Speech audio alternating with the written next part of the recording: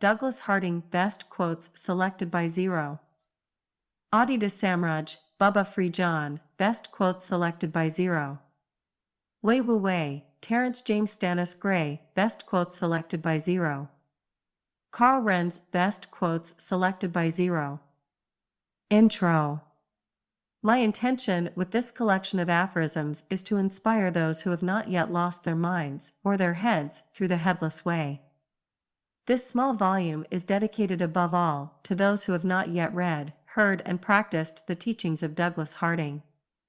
The messages I have chosen come from different sources. Some quotes come from A Head Off Stress, others from The Hierarchy of Heaven and Earth, others from On Having No Head, and others from some videos by Harding himself. Having said that, I wish you a good loss of your head. Pearl of Wisdom of Douglas Harding. Look at that affliction from the place of no affliction. The best day of my life, my rebirth day, so to speak, was when I found I had no head. This is not a literary gambit, a witticism designed to arouse interest at any cost. I mean it in all seriousness. I have no head. Pretending that, as our soul selves, we exercise free will, is as absurd and dishonest as it is vainglorious and stressful. Only the source of all, under the sway of none, has free will, and only deeds which are seen to proceed from it, which are referred back to it, which are felt to be its own deeds, only these carry its marvelous smell, the smell of an originality and rightness which belongs solely to that origin.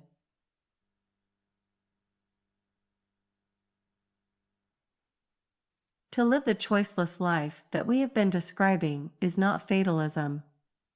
It is not giving up the struggle and accepting that one is a machine within a machine. It is to identify with the machine's inventor, to take one's stand in freedom itself. It is to be one's source, to choose what flows from it, and to perceive it as very good. It's what you see that counts, not what you think of it. You bathe in the realization that you're built for loving and being everyone, and for confronting no one. Profound things are simple. If it is not simple, it cannot be true. But simple things are difficult. What actually happened was something absurdly simple and unspectacular. I stopped thinking. Reason and imagination and all mental chatter died down. For once, words really failed me. Past and future dropped away. I forgot who and what I was, my name, manhood, animalhood, all that could be called mine. It was as if I had been born that instant, brand new, mindless, innocent of all memories. There existed only the now, that present moment, and what was clearly given in it. To look was enough. And what I found was khaki trouser legs terminating downwards in a pair of brown shoes, khaki sleeves terminating sideways in a pair of pink hands, and a khaki shirt front terminating upwards in absolutely nothing whatever. Certainly not in a head. It took me no time at all to notice that this nothing, this hole where a head should have been, was no ordinary vacancy, no mere nothing. On the contrary, it was very much occupied.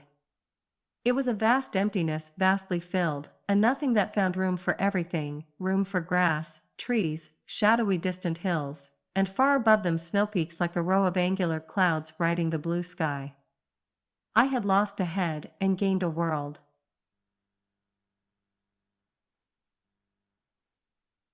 The result of observing only the universe is anxiety.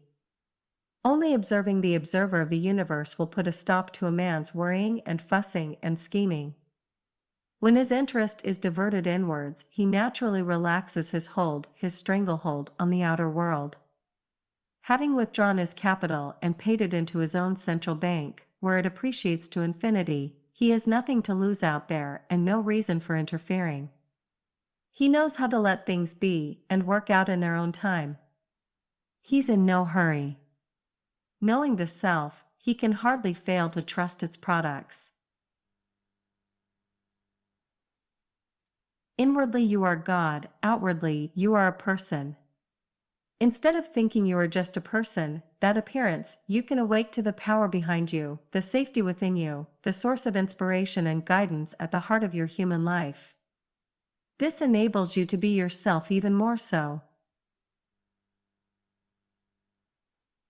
Here is just emptiness. There is no getting my ego out of the way, and all that stuff. There is just the seeing, shining in great brilliance and clarity.